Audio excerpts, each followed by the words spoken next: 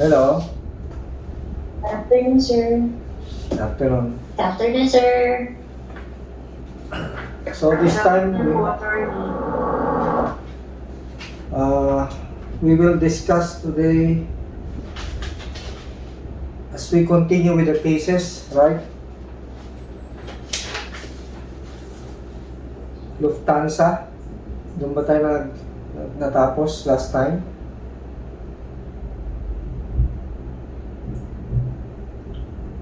Is it Lufthansa? So that I can start already. Hello? Hello? Hello, sir. Ang natapos po is dun sa ano pa din? Same topic po? Oo nga. Dun sa past, ano? Lufthansa ba? Doon sa Lufthansa case, loss of trust and confidence, o doon sa 3M? Hindi ko na masyadong ano.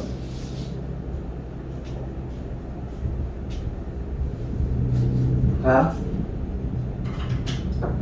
So that I can start already. Is it? Yes, sir. Sa Lufthansa nga po. Okay, so let's start with the cases, particularly on the kinds of employment. So, Lufthansa, this is all about fraud and willful breach of trust. It's akin to loss of trust and confidence. Okay?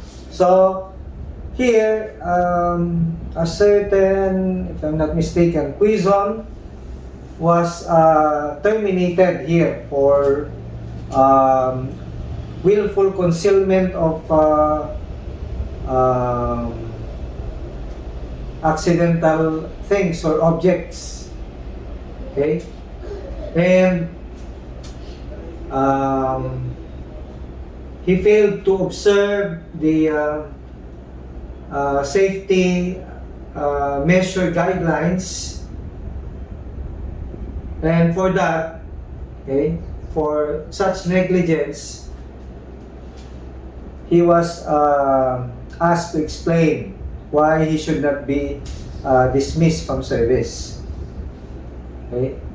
As a result, syempre, just to cut short the factual circumstances of this case, he filed an illegal dismissal.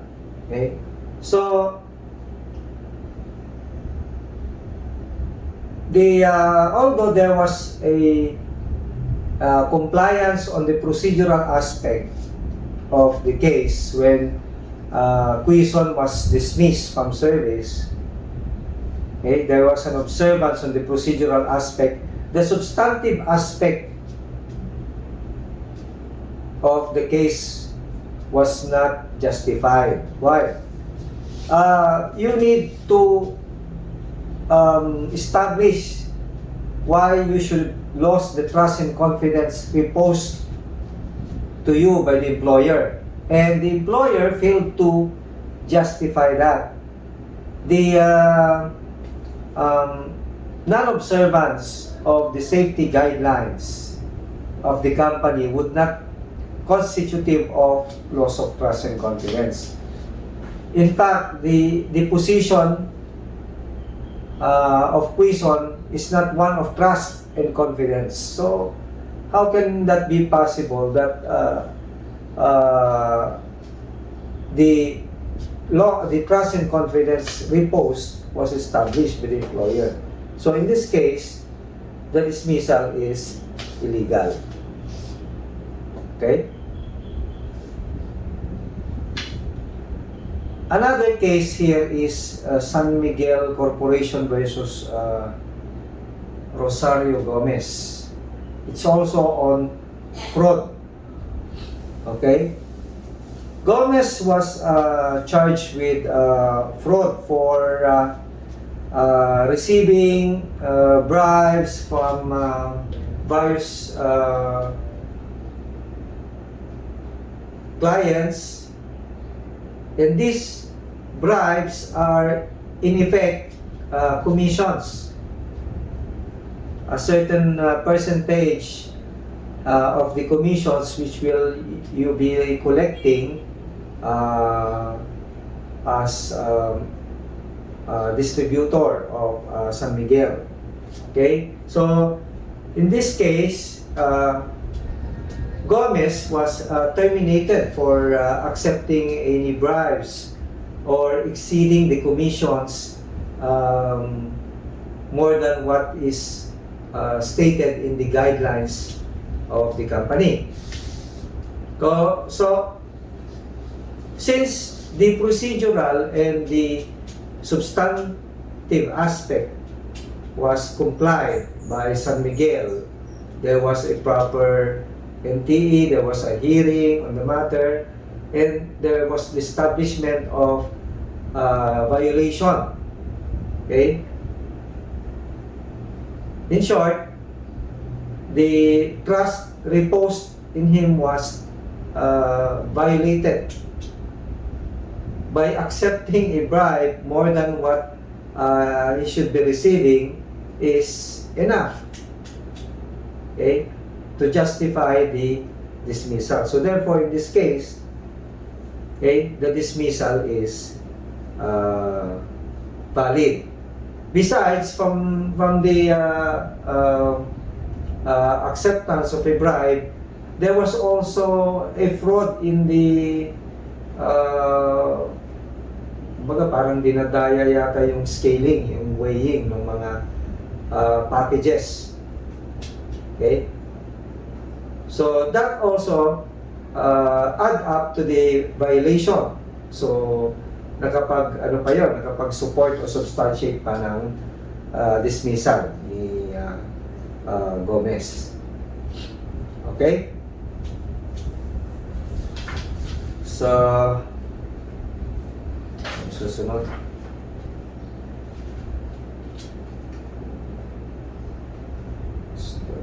Okay, 3M naman tayo. 3M. Siguro familiar kayo doon sa 3M, yung marami yan eh. Yung ano, reflectors, mga ganon, yung nilalagay sa kotse, di ba? Pag, or ano ba yan?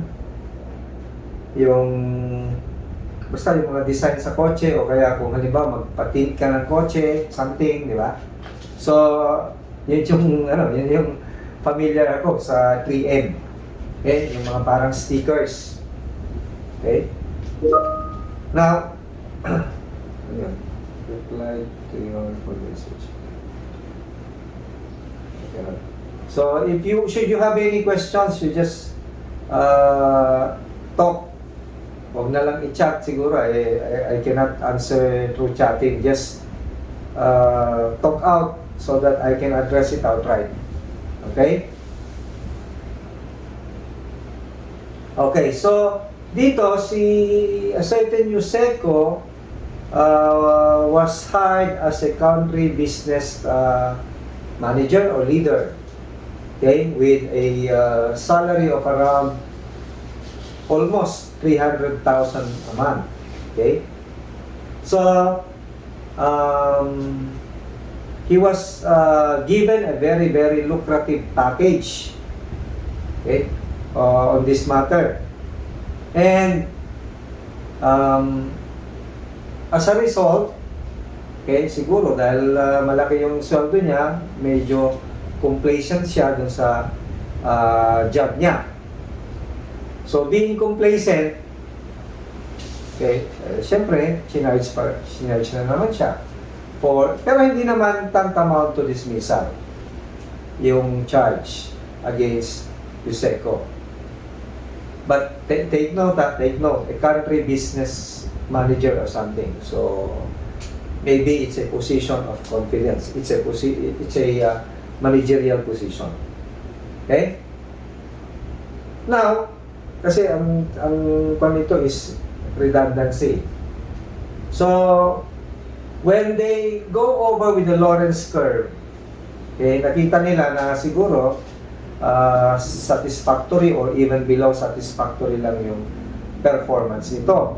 So, when they started redundating employees, they considered Yuseco. Okay? Sinama siya. In fact, he even signified his intention initially of the redundancy package given by the company. But all of a sudden, okay, siguro na-meet niya yung lawyer niya o sino man. Okay? So, ang nangyari, suddenly he refused. Even the fact that 3M offered him a package of around 5 million. Laki ah. Kasi matagal na rin siya in service with the company. Ganun. So, 5 million yung package. But, he still refused the same. Okay? So, the company proceeded in redundating, especially Yuseco in this case.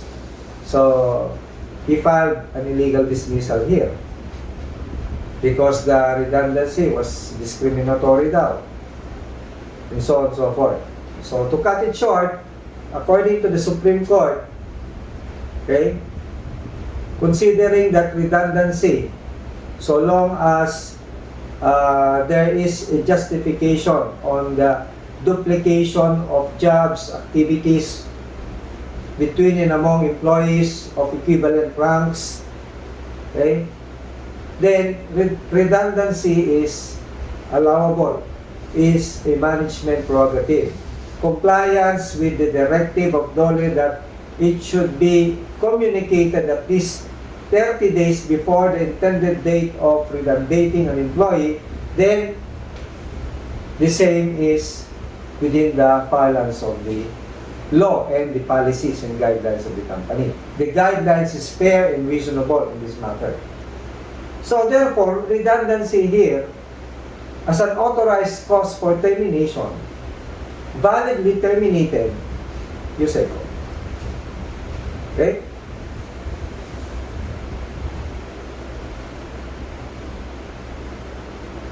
Questions? So let's go to next. Rustan. These are all, by the way, these are all, I encourage you to read this. Anyway, you give me the option of discussing it to you instead of you reporting it. So, since I cover everything, our examination will cover everything likewise. Okay? Whether or not you reported it. So, it's part of our sit-down examination. Okay? In yung due process I will try my very best to discuss it so that you cannot complain later on that it was not discussed during our 16 sessions or even less. Parang konti lang. Mga 12 lang, more or less, yung sessions natin. But I give you due process in discussing everything, even though it's a very long topics still in one syllabus. But I try my best to discuss it. Sana hindi tayo mabot ng 7 o past 7, di ba? Bilisan ko lang siguro. Okay, in the Rustan case, Rustan, ano naman to? Ano yung Rustan? Redundancy pa rin naman pala ito. So, it's more or less on redundancy. So, the only difference with respect to the case of 3M is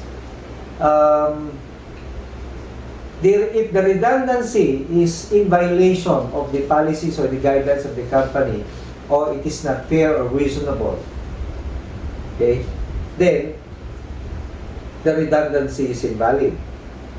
So therefore, there is no authorized cause for termination. Okay? So, even there is redundancy, it does not necessarily follow that the company can choose who will be redundated. It shall be in accordance with a fair policies and guidelines.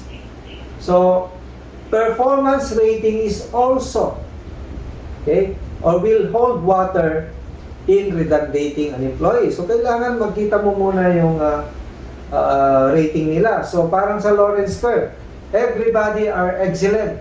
Pero, meron pa rin yung excellent among excellence. Di ba? Parang gano'n. So, kahit tayo lahat pasado, satisfactory, meron pa rin yung nangingibabaw. So, that is how you do it. Even though they passed, meron pa rin yung sinasabi, parang sa UP, pag quota course, kahit pumasa ka, yung pasok lang sa quota. Diba? Parang gano'n. Yung first 100, parang ganyan. So, same true with redundancy. So, if you're excellent among the excellent, so, mahirap kang i-redundate. Diba? Okay. And, here, ang isa pa dito is yung kanyang loyalty with the company. The loyalty of, sino ba to sa Rustan? Si Una. He's been with the company for quite some time. And in fact, 10 months na bago siya mag-retire, saka siya i-redundate. Bakit naman ganun? Okay nga yung performance niya, tapos 10 months to retire, saka siya i-redundate. So, there must be something. So, in this case, okay, there was indeed an invalid redundancy. So, therefore, dismissal here is indeed, okay, illegal. Okay? FASA.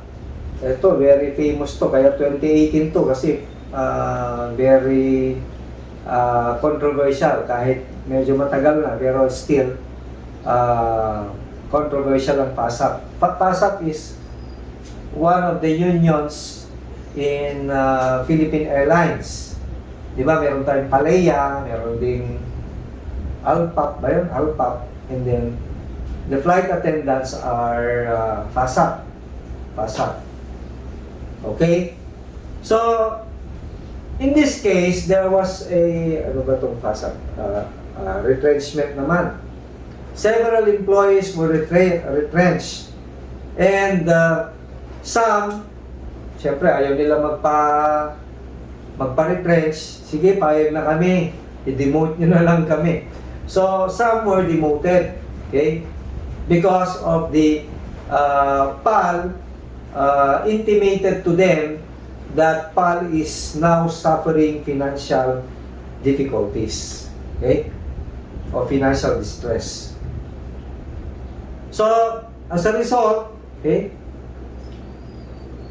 PAL, in fact, to substantiate yung distress daw nila, nag-file sila ng petition for suspension of payment with the respective creditors before the court, before the regular court of justice. PAL even informed the Security and Exchange Commission of their inability to pay and meet their creditors. Okay? So in short, they have, according to PAL, more liabilities than their asset. So, retrenchment is indeed, okay,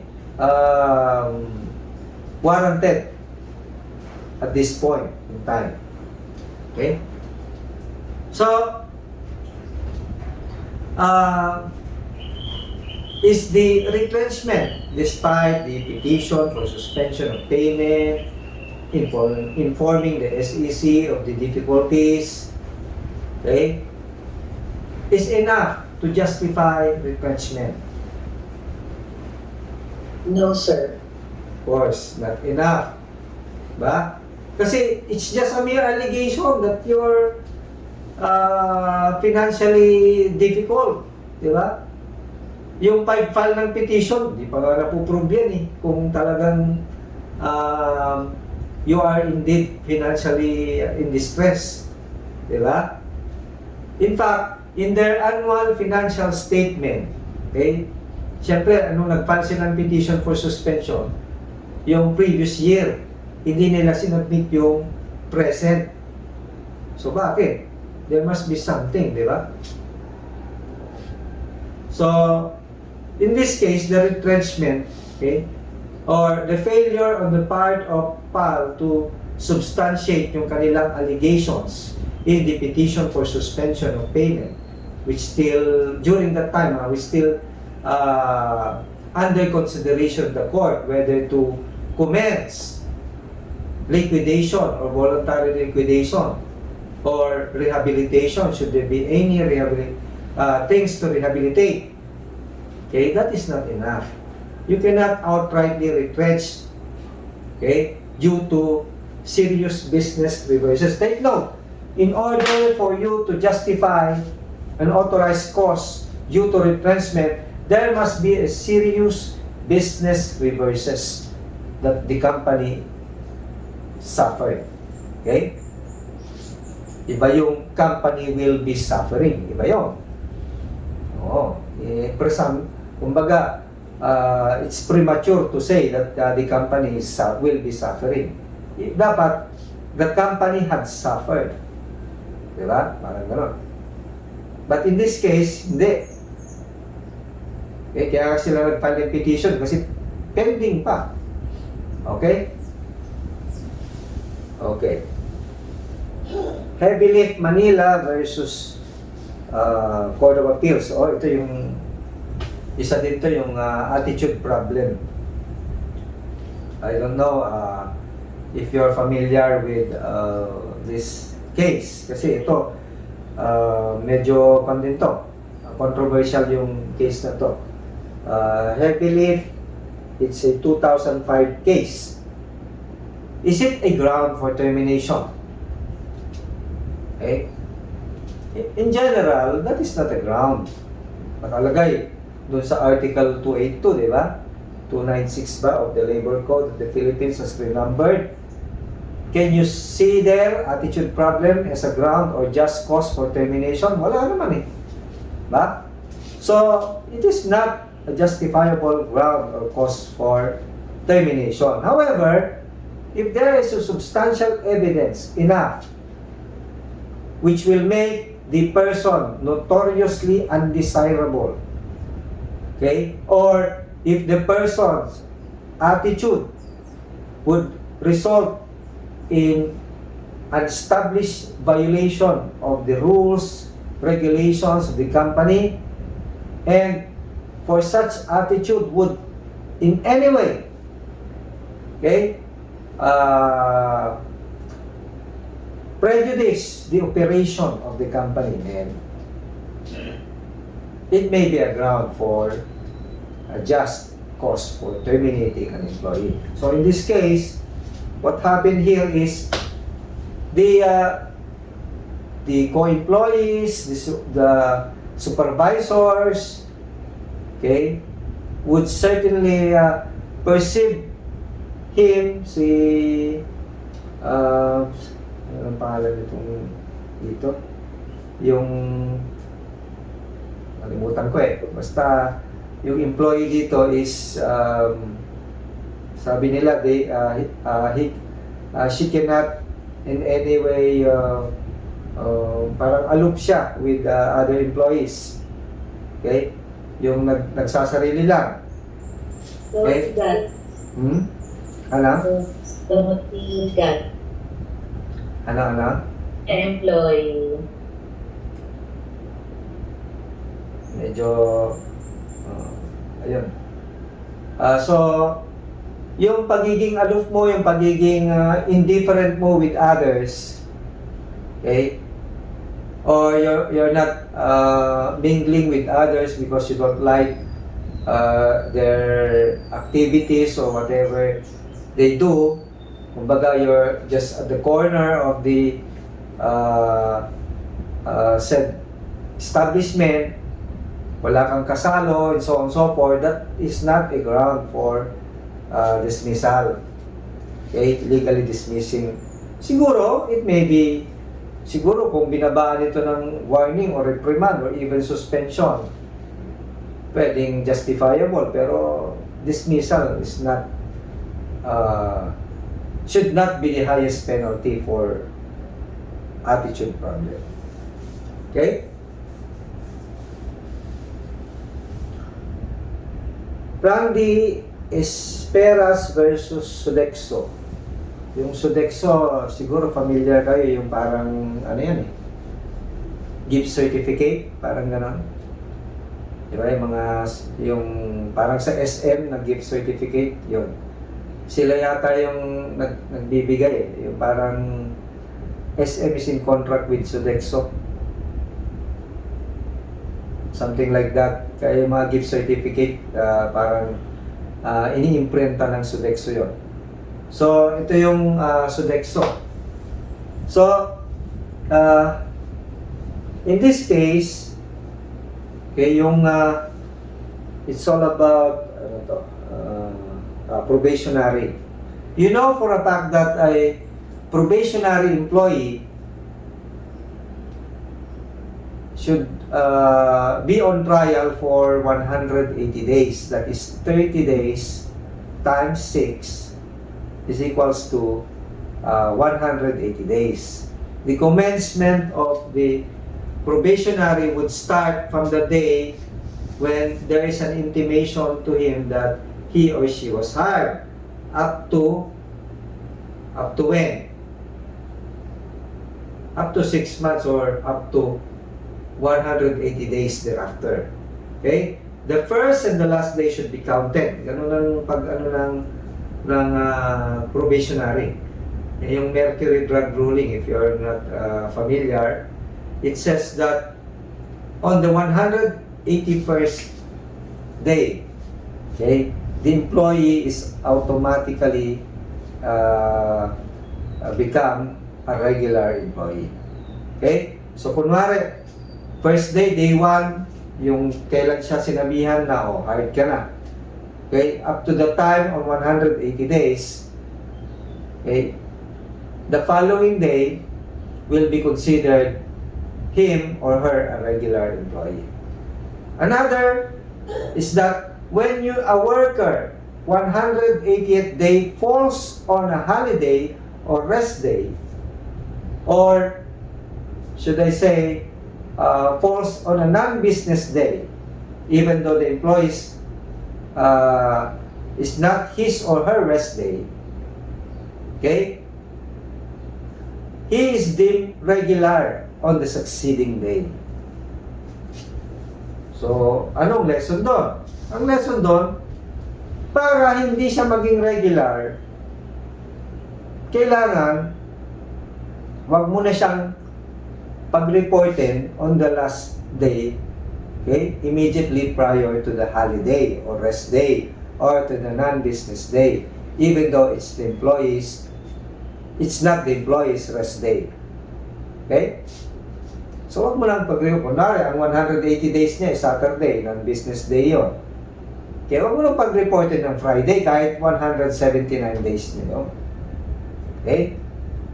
Yun yung dapat. Anyway, so going back to the Esperas case, in this case, okay, dapat the notification of the last day of probationary employment must be made at least 30 days before the date of or last day of probation.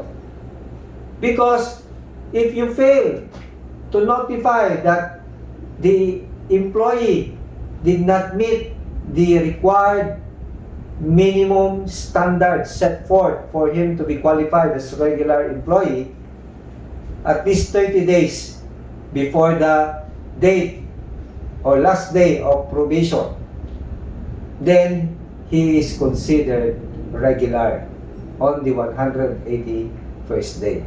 So even, sabihin nyo, on the 179 day, huwag ka nang mag-report bukas. Too late to inform.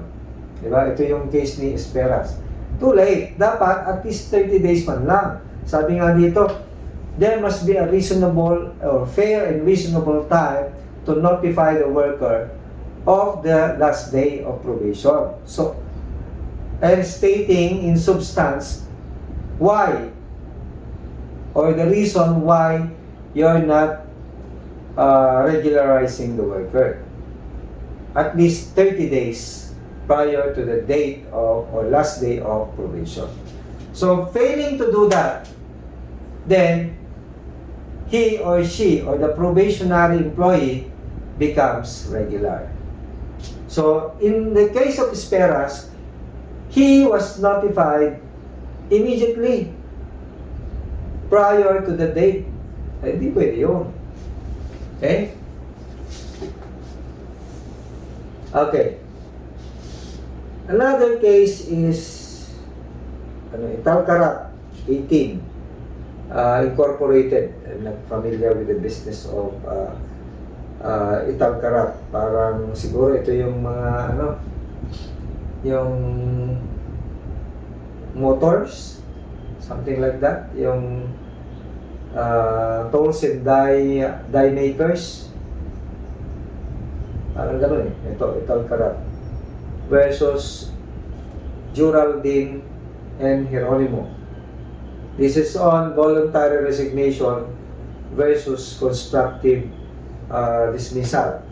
In this case, Geronimo was head of yun nga, yung toll and die making division of Italcarat. In this case, he was dismissed from service due to business losses. So, sabi na, i-dismiss ka namin kasi medyo nalulugi yung company. Okay. So, sabi niya, hindi, wag na lang. Wag niyo na lang ako i-dismiss, magre-resign na lang ako. Okay? I'll just resign. So, the company agreed. Instead of dismissing, authorized cause din naman yun pag business loss, di ba? So, magre-resign na lang ako. Mag-resign nga siya. To cut it short. Okay? What is the effect of resignation? Especially if the resignation is voluntarily made. So you forfeit everything. Huh? Voluntary severance of employer-employee relationship does not entitle you to anything. Okay? Iba pa yung mas maganda pa nga yung yung na retrench, na redundant, kasi meron corresponding separation pay, di ba? Pero yung voluntarily resign, are you entitled to anything? No. You're not entitled. The mere act of relinquishing your office or duty, thereby terminating employer-employee relationship voluntarily, would mean that you're relinquishing all the benefits afforded to you, except those accrued leaves benefits or even monetary grants already. So ito yung mga salary differential, accrued leave of absence, mga ganyan, service incentive leave with pay, and so on and so forth. Okay? But you are not entitled to any separation pay. Okay? Although the employer can, on its own volition, give you a financial assistance. But that is on a case-to-case basis. You may be given, others may not, or not at all. Kahit wala. Okay? Any questions so far? In this case,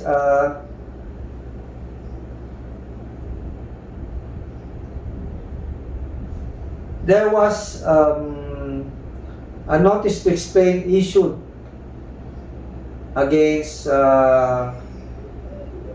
Kondo, in this case, by Toyota for administrative infractions. Okay? Although there was already substantial evidence to prove administrative infractions, okay, instead of suspending the worker for such administrative infraction, he was just transferred from one department to another department. Okay? So, since transfer lang siya,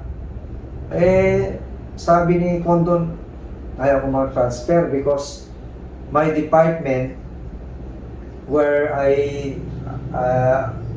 I'm now assigned is beneficial. Kumbaga, nakuha ko na yung loob doon, parang maganda yung department ko. Transferring me to another department would mean yung parang another adjustment on my part. Okay? So in short, okay, he refused. Ayaw niya magpa-transfer. Eh di syempre, for such insubordination, okay, the company deemed or presumed that he already abandoned his job or work. So therefore, okay, he is justified in severing the employee-employee relationship. So, can you say transfer to one department if refused tantamount to constructive dismissal? Hindi. Okay? In fact, transferring from one department to another is absolutely and exclusively management prerogative kahit walang violation, di ba? Pwede kang i-transfer. Okay? Pero dito may violation, pero naging lenient yung company, transfer na lang, huwag na lang suspend. Okay? So, siyempre, nag-file lang illegal dismissal for being constructively dismissed from service. Sabi ng Supreme Court, no.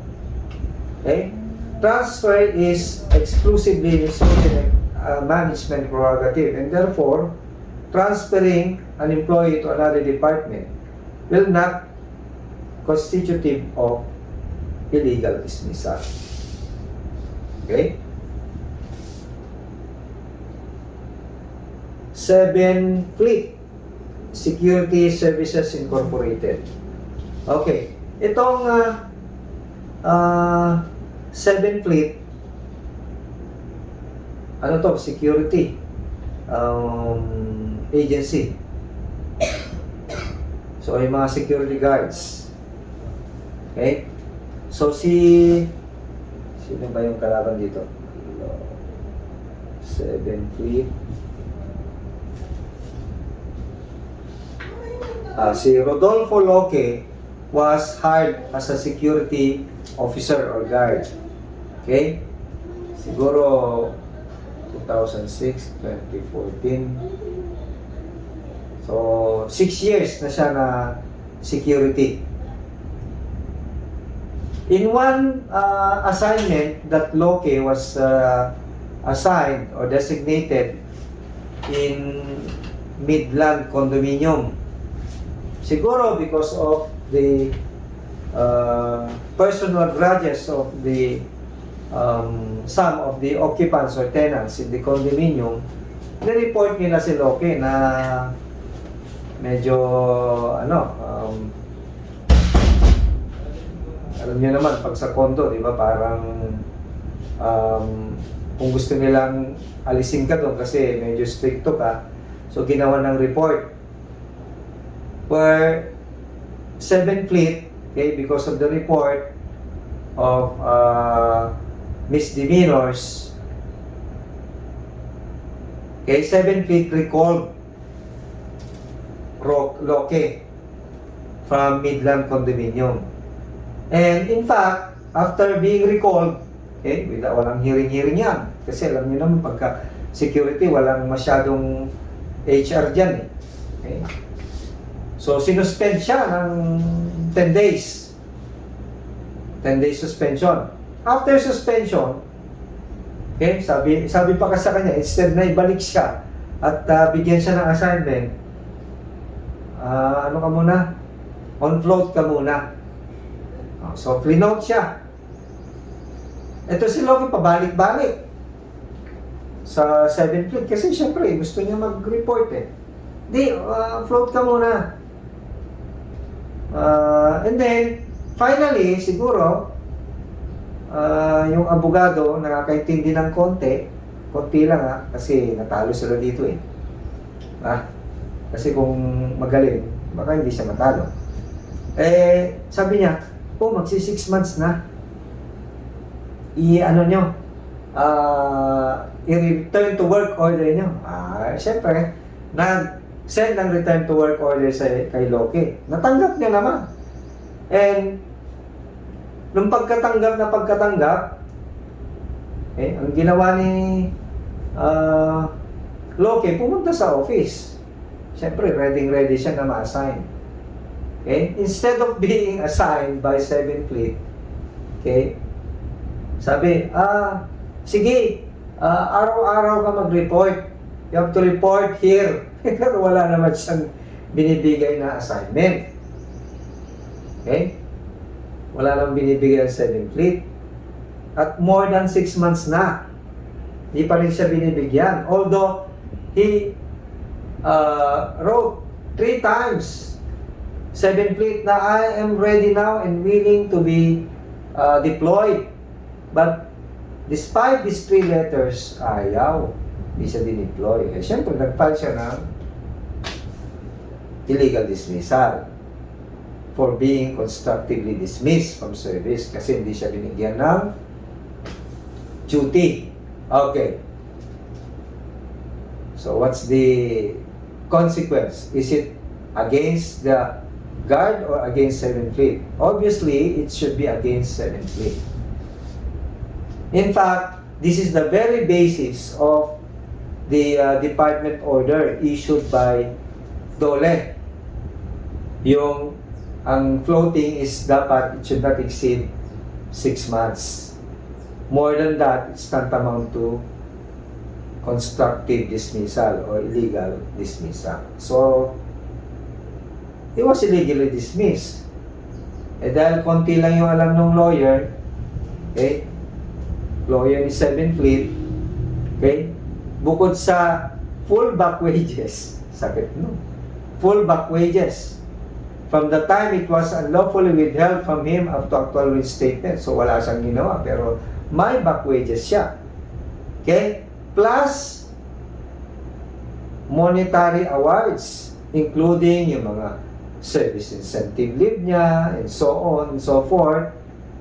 Ang masakit pa dito, may damages pa, and attorney's fees in the concept of damages at the rate of 10% with interest of 6% per annum. Ang galing ng lawyer. Ang galing matalo. Okay? So, that is, these are all cases under kinds of employment and the consequence of illegal dismissal. So, Percival Bautista up to Labor Advisory number 14 were already reported by Maricar.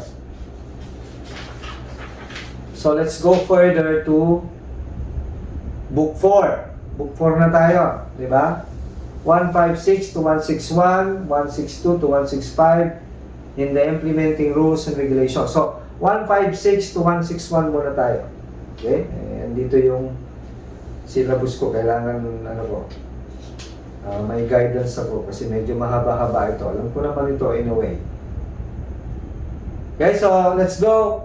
Hindi na natin na yung article by article Let's just discuss 156 to 161 inclusive. Okay? So, you know that Book 4 refers to health, safety, and social welfare benefits. We're discussing about sickness, disabilities, injuries, okay, which may occur or arose out of or in the course of employment. Diba? Because if the accident did not arise or not in the course of employment, then that is not compensable. Diba? But if the accident or the sickness or the injury is or arose from employment or in the course of employment, then that is compensable. Diba? Or the risk of attaching or the aggravation of the sickness or the injury of the worker was the result of his exposure to the job or the activities for which the employer made him to do, then that is likewise compensable. Okay? So, if the worker while on duty met an accident, then that is compensable. If the worker, okay, is boarding a company bus going to work, and while on board, he met an accident or injuries, that is likewise compensable because the company vehicle that bring the worker from home or from the designated area where he is he is to be picked up to the gate of the company, okay, is an extension of the company's premise. We call it the within premises rule, the extra premises rule. Okay? What about the worker while doing the job? Okay? And it's within the office hour,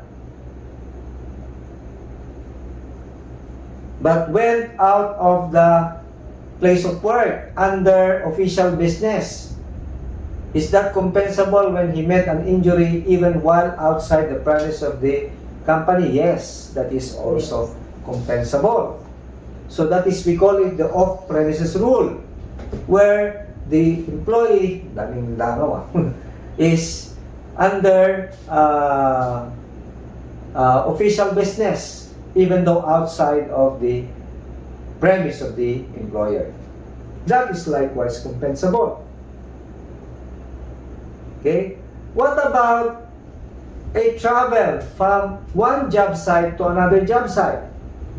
Is that considered compensable? Yes. Yes. Because that is still within the office hours of the worker. Because job site to job site travel. How about job site to home? It depends. Okay? Because if the worker will go home, okay, but it's just a way of, okay, reporting to another site, just siguro to have a refreshment, okay, that is still compensable. But if it's home already, work to home, okay, wala naman siyang OB, wala naman pauwi na, okay, na aksidente, that is no longer compensable. Okay, from home, going to work. Home muna, going to work. Eh wala naman siyang sinakyan na company car or anything. That is not compensable. Okay? We're talking about accident here, not disability or not sickness. Because even if you're at home and you're already no longer connected with the company, but it can be established the fact that your sickness was aggravated by your exposure to the job or work for which the employer asks you to do, then that is still compensable. Okay? What if it's job site to job site, from job site to another job site, but you did not go with the usual road or usual distance? Kunwari, 4 kilometers lang yon. Ginawa mong 8 kilometers kasi may sabi na natin mayroong diversion road na longer, pero that is not sanctioned by the office. Can you consider that compensable? No, it's not. Okay?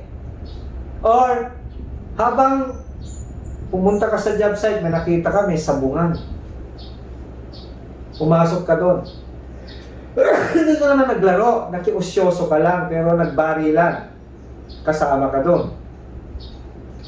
Will that be considered compensable? No.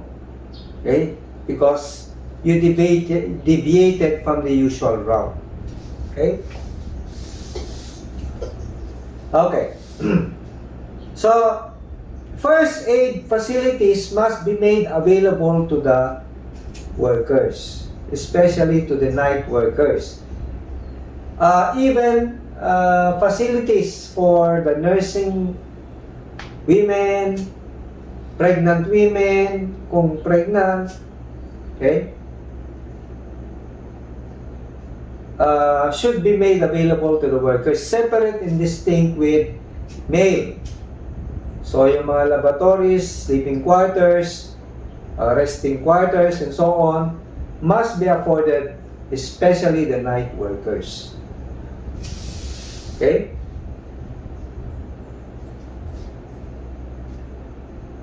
If a company-designated physician will say that the worker is unfit for work at night, okay, the worker should not be dismissed.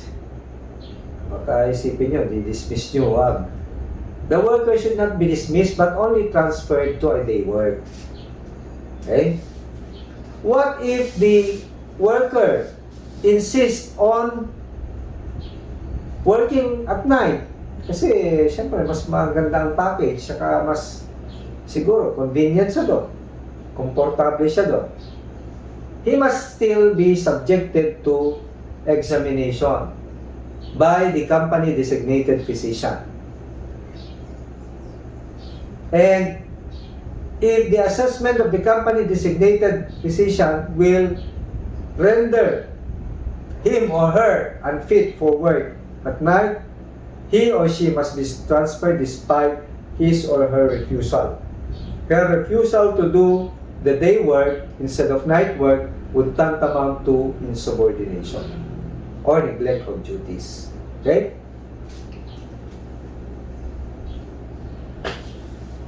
Okay. The payment of the worker, night worker, who will be transferred to day work, okay, should not be diminished, should not be decreased. Siyempre, except to those given to night work workers, like night shift differential, siyempre. Iyon, hindi naman yun considered diminishing. But whatever cash wage or salary that the employee is receiving during nighttime, saving those night work differential pay, should be given to the worker. No less. Really more, but no less. Okay? Okay. In case of conflict of the assessment of a company-designated physician with the family or personal physician of the worker, which should prevail between among them in case of conflict, there should be treatment to another, like the government physician. If the government physician would say or side with the private or personal physician, then that will prevail. If he or she will side with the company designated physician, that will prevail. Okay? So, if the government physician has its own findings or assessment different from those of the company, from those of the personnel, then his finding will prevail. Okay? Agree?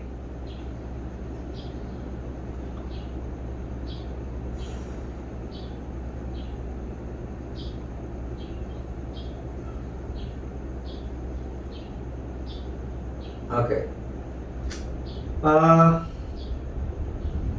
Susunod. Article 162 to 165 of Health, Safety, and Welfare Benefits under Book 4 of the Labor Code of the Philippines as amended would provide for the first aid medical treatments afforded to the workers, and if the company is employing 300 or even more workers, they must have a company designated physician who will station in the said establishment. If the company has no designated physician, at least they must enter into contract or memorandum of understanding or agreement with a nearby hospital or clinic, okay, who will be administering internal medicine treatment, parang ganon, IM. Okay? Another is a dental clinic should also likewise be established in the company or clinic, in the establishment. And if not possible, a nearby dental clinic should be entered into in a form of a MOA or MOU, Memorandum of Understanding. Okay, can be made. So in short, may dental na tayo, may dentist na tayo, meron pa tayong physician, and a full-time nurse, and an assistant. In that case, a physician must be specialized in internal medicine. Sa dental, wala naman. Walang specialization doon. Basta dentist lang. Yung full-time nurse, okay, ito yung more on yung parang ambulatory doon, ba tawag nun? Ambulatory surgical procedures. Yun yung pinaka, at least may alam siya ng mga ganun. Ambulatory. Yung parang may nasugat lang, tatahiin ng konti, something like that. Okay? With the guidance of the internal medicine physician specialized in internal medicine. Okay? Questions? So let's go to Department Order 198 together with the Republic Act 11058. Okay? Ito yung occupational safety and health. Okay? In this case,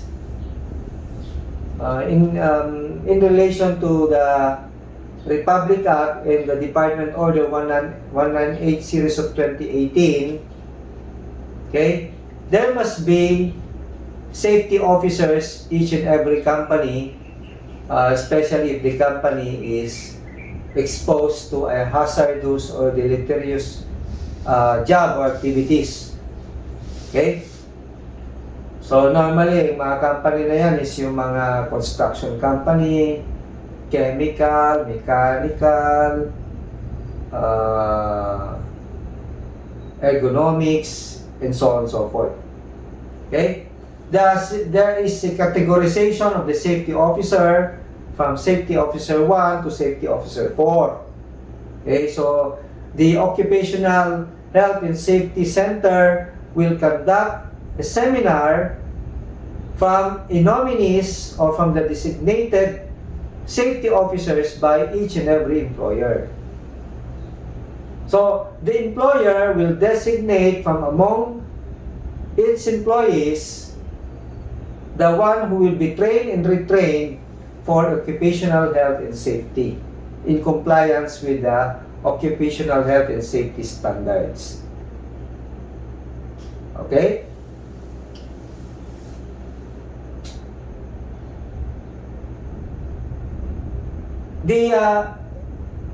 Although employee, yung designated na safety officer, okay, may exercise his or her discretion to evaluate whether there is a continuous imminent danger, a danger into the life or limb of the employees at the establishment.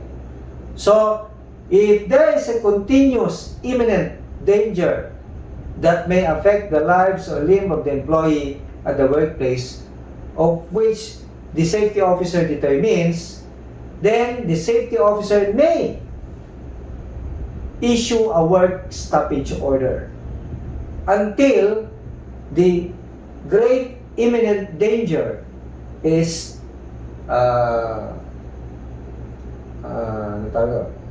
is stopped, okay, or cease to exist. Then that cannot be lifted until there is a remedy having been made by the employer. The lifting can be made by not the safety officer, but by the representative. Normally, it's the labor inspector or the labor law compliance officer of the Department of Labor and Employment, or the occupational health and safety, or upon the recommendation of the safety officer with the Department of Labor and Employment or the Occupational Health and Safety Center. Okay? Ano pa? Compliance with the personal protective equipment should likewise be observed in the company, especially in construction company.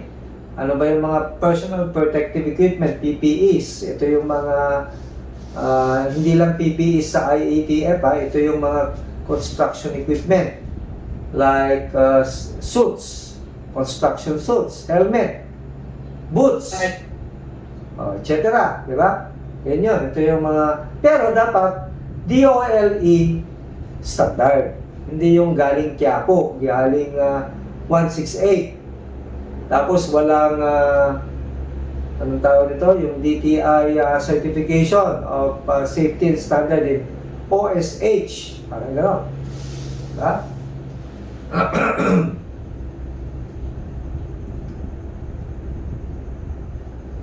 Any questions? Due to safety issues po sa, for example, construction site, bayad po ba? Like, for example, yung mga construction workers doon?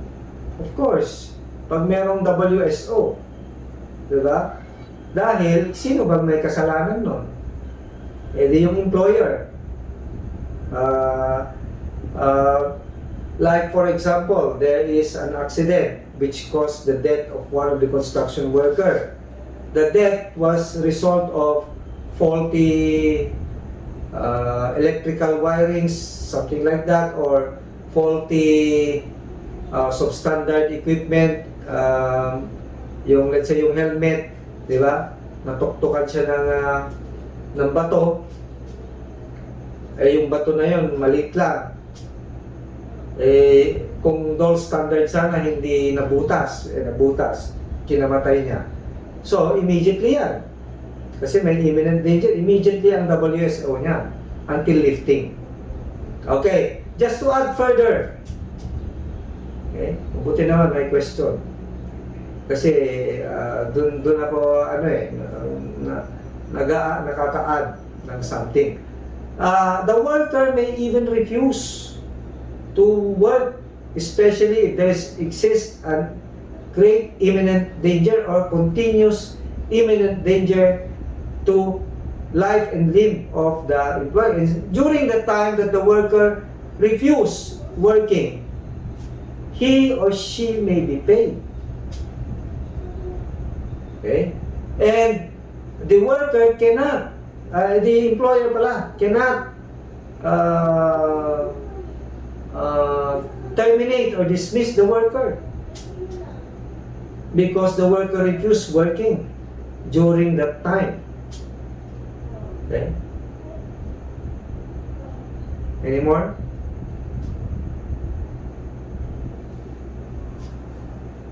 Sir, Yes, yes.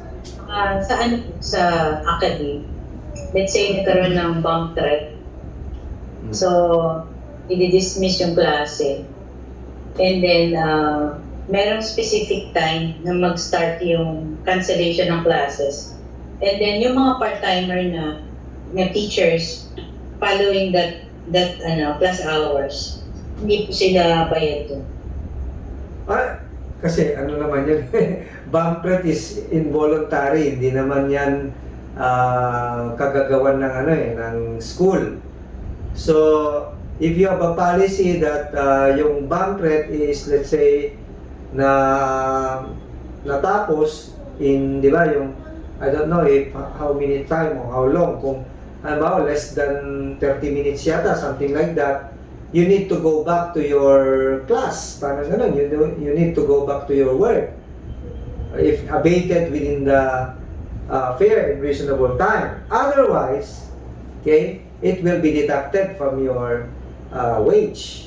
Diba? Kung hindi ka nag-report. Or, total na wala kang compensation for that period. Okay? Lalo na kung part-time ka, kasi part-time naman, siyempre, they work by the hour, di ba? So, kung naka 2 hours ka na, 5 hours yung klase mo, okay? May bomb threat, hindi ka na bumalik, so 2 hours lang ang babayaran sa'yo, di ba? Parang gano'n. Although sa law school kasi, kahit naman din sa San Beda, maybe you're agreeing na ang mga law professor 5 hours yung klase pero 1 hour lang na magle-lecture, bayad na yung buong 5 oras. Yeah. I don't know, in medical profession baka ganun din naman, pero sa law school ganun diba? I don't know, even in online, kahit sa online mabilisan lang yung kaya nga swerte nyo dito sa hindi ko sinasabing sulit na sulit kayo sa akin, hindi naman. Pero, at least, di ba, justified ako na sa kakapiranggot na binibigay ng Soler sa akin, I delivered the subject with full confidence and I believe covering all the topics. Thank you, sir. Okay, anything more? So let's go to ano susunod dito? GSIS, SSS, tsaka yung ECC, di ba? Yung Employees Compensation Commission. So, yan natin. Kasi kung i-discuss ko yan law by law, ay patay tayo dyan. Abutin tayo ng siyam-siyam. So, I'll discuss it together. And in a form, sabi natin parang matrix form. Okay? Ganun na lang. Yung SSS, GSIS, ECC. Okay? Start tayo sa coverage. Sino ang coverage ng SSS? All na lang. Sabi natin all. Kasi, syempre, halos lahat kinover niya pag hindi under yan ng GSIS. Yun lang yun So, sino yung cover ng GSIS ngayon?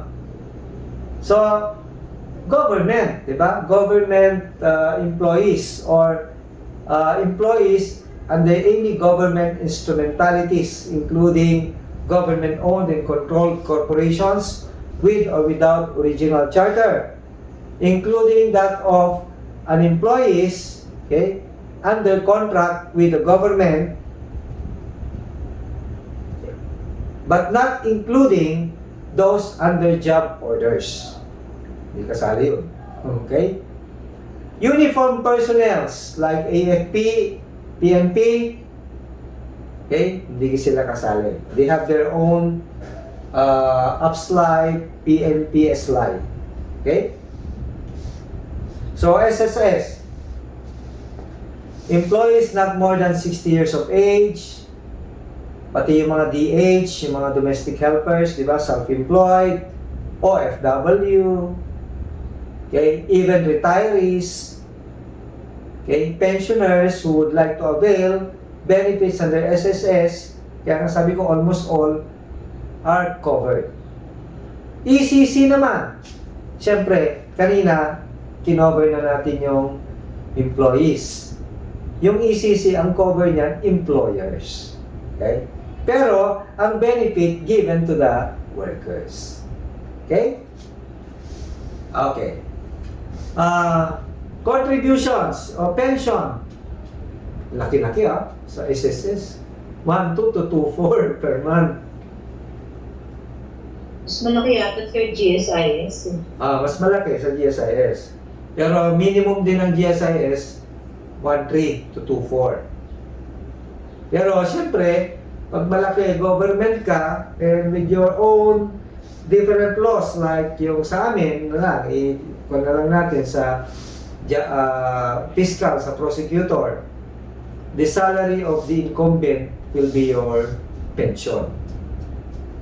Parang ganon. So, habang tumataas yun, bago, batas kasi yun nasa batas. Pati yung mga justices of the Supreme Court and Court of Appeals and even Court of Tax Appeals, Sandigan Bayan, and so on and so forth. Ang coverage nila, okay, salary of the incumbent din. Taas, no? Parang si dyan, siguro example na lang natin, yung boss ko dati, si Secretary Patricia Santo Tomas. Okay? So, naging naging Secretary of Labor. So, may pension siya doon. Naging constitutional chairman siya. Saan? Sa civil service, di ba? Chairman? Okay? So, meron din siya doon sa constitutional body. In fact, salary of the incumbent yun. Okay? And lifetime yun. Then, naging DBP chairman siya. Financial institution. So, meron kanya-kanyang, pag sa government financial institution, meron din, may pension din yan. Different or separate and distinct with the GSIS. At the same time, meron din siyang private, yung sa, kalimutan ko na, may private din siya. So, pasok din yun sa SSS. So, imagine how much will she be getting for each and every agency. Iba-ibang batas yun. Okay? So, sarap pala maging no? Ganda. So, sabihin mo lang, 500,000 yun, yung all in all. O, kahit di ka na pumasok, di ba? Buhay ka na. Okay na. Kung maging consultant ka pa ng mga iba-ibang company, dagdag pa yun. Ako din naman, ang ambition ko, sooner or later, when I have this prime age, at malakas tayo dun sa taas, ganoon lang naman yun. Diba? Backer lang yun eh. Di, pa-appoint din tayo kung saan-saan. Lalo na sa mga constitutional commissions. Yan. Kasi lifetime yun eh. Okay. So, going back, saan na tayo? Ayun. Yung mga benefits naman tayo. Benefits. Okay? Simula tayo dun sa dependent pension benefits sa SSS. Sa SSS, 10% of the pension will go to the dependents. Ano yun naman yung dependents na? Common na yan, di ba? Under 18 or even above 18, but they take like they are below 18. Feeble-minded, mga ganyan, di ba? Same true with GSIS and ECC. The only difference is that for ECC, okay, in order to be compensable, pati yung mga benefits, affordable, the worker, okay, who met an accident or injury or sickness, okay,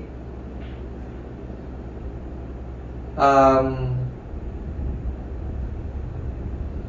yung tawag dito? The injury or the sickness developed, aggravated, or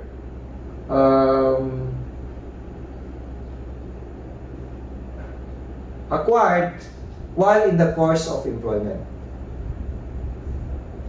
So GSIS, SSS, walang difference yun, whether in the course of employment or not. The only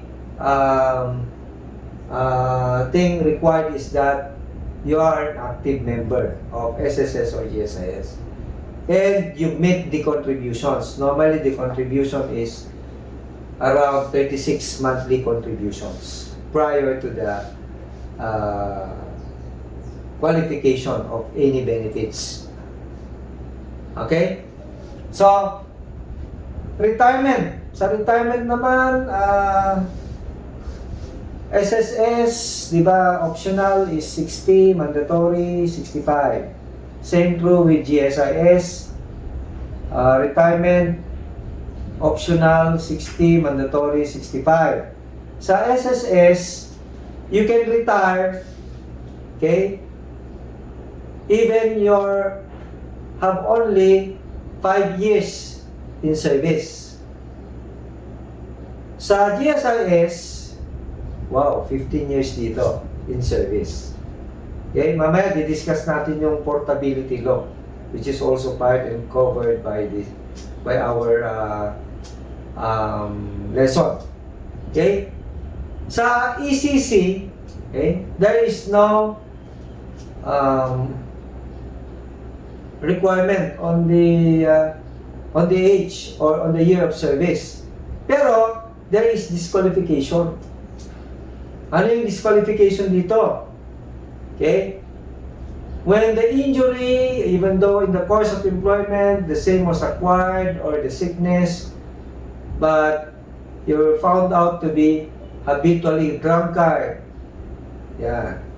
When you met an accident while you were intoxicated, when you are suicidal, you cause or you injure yourself, or you are notoriously negligent. Yeah. So, ibig sabihin, talagang sinasadya mo yun na magpahulog sa building, etc. and so on. So, kung yun, notoriously negligent yan, tawag nun. So, you're disqualified from availing the benefits under Employees Compensation Commission. Okay? Disability naman tayo.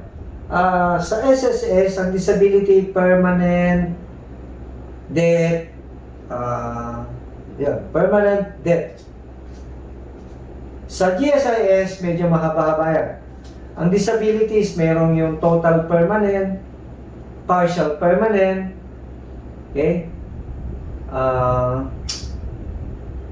Death. So, these are the disability. Okay? In order to qualify for the disability in SSS, at least you have 36 monthly contributions. For GSIS, 180 monthly contributions. Okay? Okay, funeral. Tinasan na to eh. From 12, 20 na yata ngayon. Yung funeral sa SSS. Okay? Same true with the GSIS. Tinasan na. Who are beneficiaries under SSS? meron tayong categorization of beneficiaries under SSS and tinatawag na primary and secondary. Pag primary, ito yung spouses, di ba? Tapos yung children. Okay? But there is a distinction dito sa SSS. Okay? Pag legitimate, primary yon. Illegitimate, secondary. Illegitimate together with the parents are secondary. Okay? Prescriptive periods of all the claims before the SSS, 20 years. Sa GSIS, 4 years. Mababa. Prescriptive period.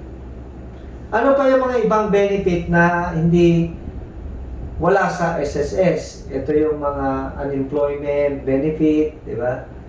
Ano pa yun? Separation benefit. Okay? O ano ba yung iba? Survivorship pala. Survivorship benefit. Okay?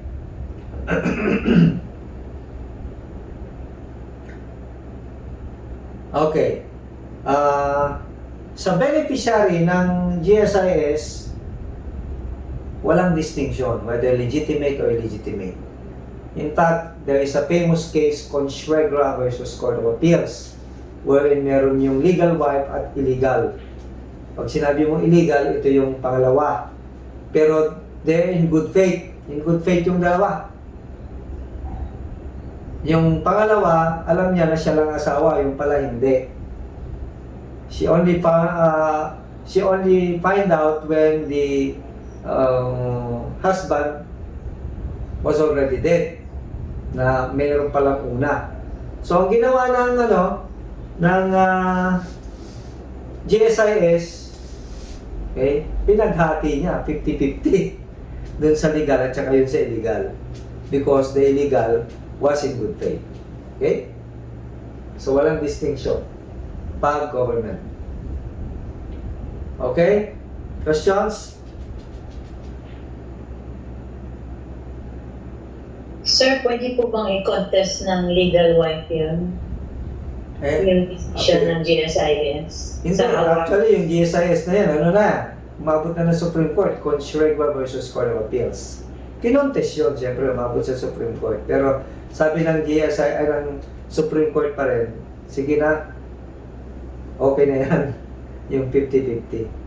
Kasi nga, napatunayan na in good faith yung second wife. And besides, the second wife, just to add further dun sa facts, the second wife was the one who took care of the husband until his demise.